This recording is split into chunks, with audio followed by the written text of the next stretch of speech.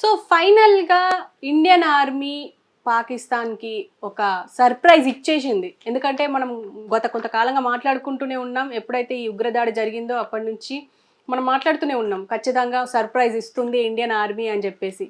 సడన్గా నైట్ మనం తెల్లారితే మాక్ డ్రిల్స్ గురించి మాట్లాడుకునే సిచ్యువేషన్లో ఇప్పుడు సడన్గా ఈ ఆపరేషన్ సింధూర్ గురించి మాట్లాడుకునేలా చేసింది కేంద్ర ప్రభుత్వం కావచ్చు, ఇండియన్ ఆర్మీ కావచ్చు. దీని గురించి మనతో పాటు మాట్లాడడానికి X senior police officer Reddanna గారు ఉన్నారు. ఆయనతో మాట్లాడే ప్రయత్నం చేద్దాం.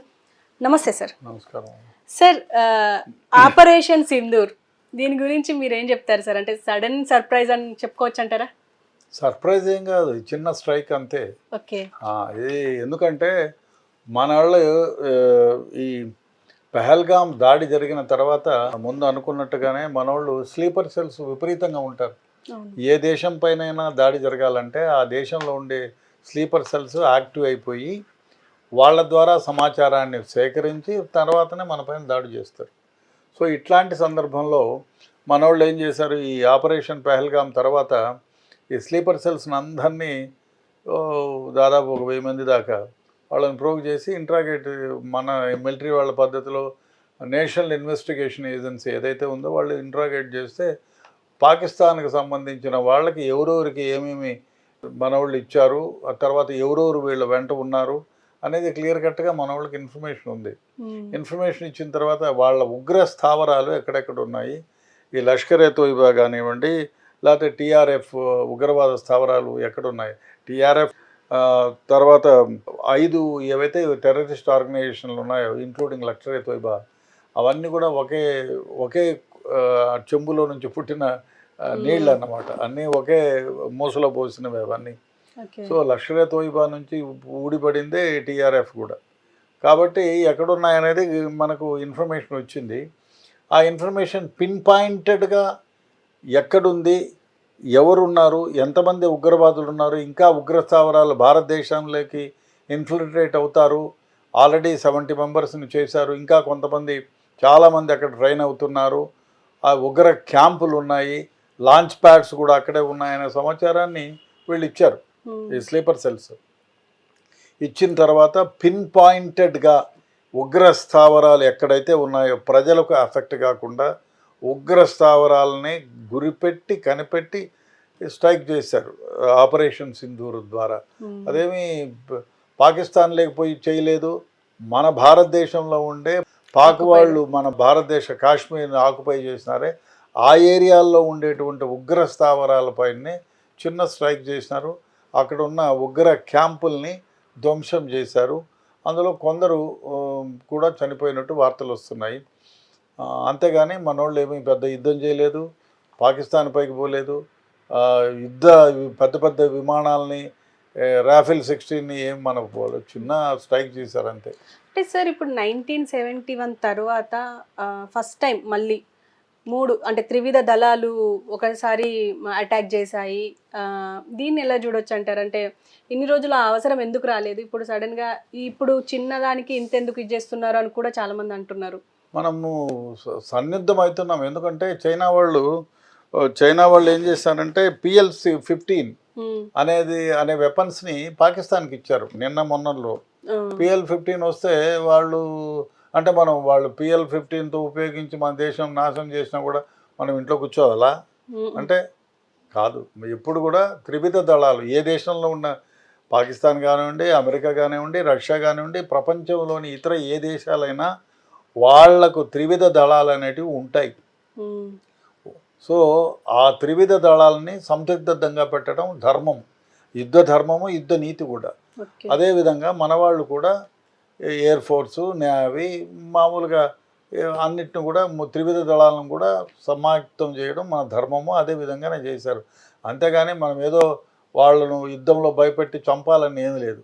మనం యుద్ధ నీతి ఏమిటంటే ఎదుటివాడు మనకు సహాయం చేయకుండా హాని చేస్తాడు అనేది ఎప్పుడైతే కనిపిస్తుందో అప్పుడే వాళ్ళపైన యుద్ధం చేస్తాం. అంటే ఇప్పుడు మనం సక్సెస్ అయ్యామా అంటారా? అంటే ఎందుకంటే ఇది చిన్న స్ట్రైకే అంటున్నారు మీరు, అంటే మనం సక్సెస్ అయినామా, వాళ్ళు వెనక్కి తగ్గే అవకాశం ఏమైనా ఉందా? ఎందుకంటే ఇప్పుడు ఆల్రెడీ వాళ్ళ మీడియా కానీ వాళ్ళ హయ్యర్ అఫీషియల్స్ కానీ ఏమంటున్నారంటే మా సివిలియన్స్ని చంపేసింది ఈ ఆర్మీ, ఆ, ఆడవాళ్ళ పైన చిన్న 3 ఏళ్ల బేబీ మీద ఈ స్ట్రైక్ జరిగింది అని చెప్పేసి అంటున్నారు. కానీ మన వాళ్ళేమో తీవ్రవాదుల్ని మాత్రమే మేము టార్గెట్ చేసాం, మసీదుల జోలికి వెళ్ళలేదు, దేని జోలికి వెళ్ళలేదు అని అంటున్నారు. మనం స్ట్రైక్ చేసింది కోట్లీ ఒకటి, ముజాఫర్పూర్ ఒకటి. అక్కడ ఏం పని అండి? అక్కడ ఈ తీవ్రవాదుల స్థావరాలు ఉన్నాయి. అక్కడ ఎవరైతే ఈ తీవ్రవాదులకు ట్రైనింగ్ ఇస్తారో అట్లాంటి స్థావరాలు ఉన్నాయి, ఉగ్ర స్థావరాలు ఉన్నాయి.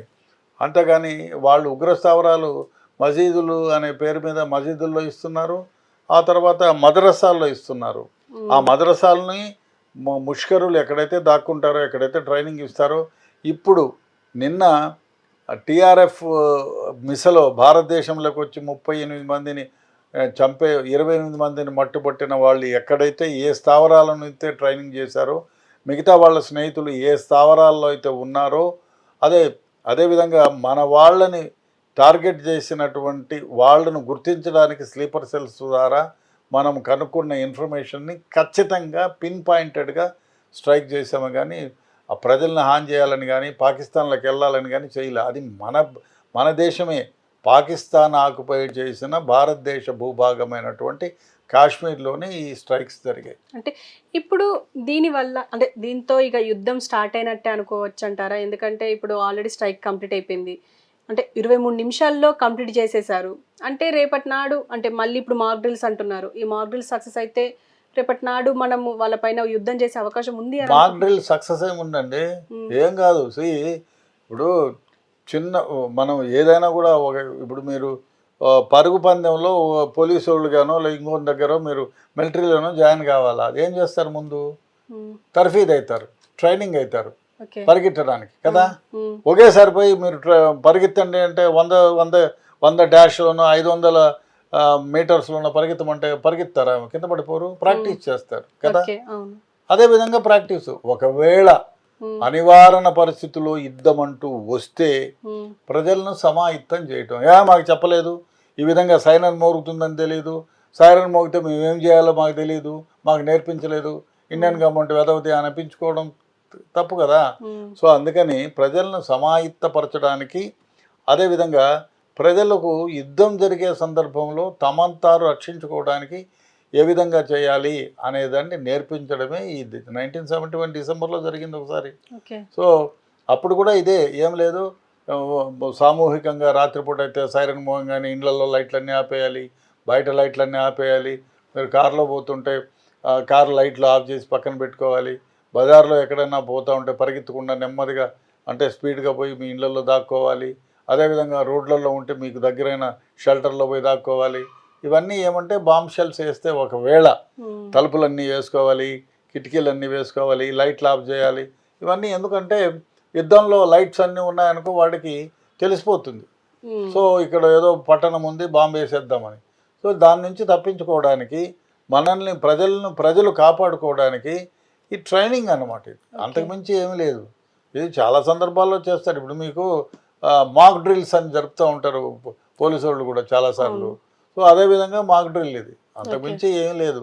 యుద్ధం చేస్తారు, అందుకే ఈ సమాయత్తం. ఒకవేళ పొరపాటున యుద్ధం అంటూ జరిగితే మన ప్రజలు ఏమీ తెలియదు, అయ్యో నేను రోడ్లో నిలబడుకున్నా, మా బావ నేను ఉంటే వానిపైన బాంబు వేసినారు అన్నామనుకోకుండా, ఒకవేళ అటువంటి మిసైల్స్ ఏమైనా ప్రయోగించినప్పుడు ఒక సైరన్ అంటూ మోగుతుంది, అయ్యా మీరు ఆ బాంబులు పడినా ఏమి ఇబ్బంది కానీ సురక్షిత ప్రాంతానికి మీరు చేరండి అని చెప్పే మాక్ డ్రిల్.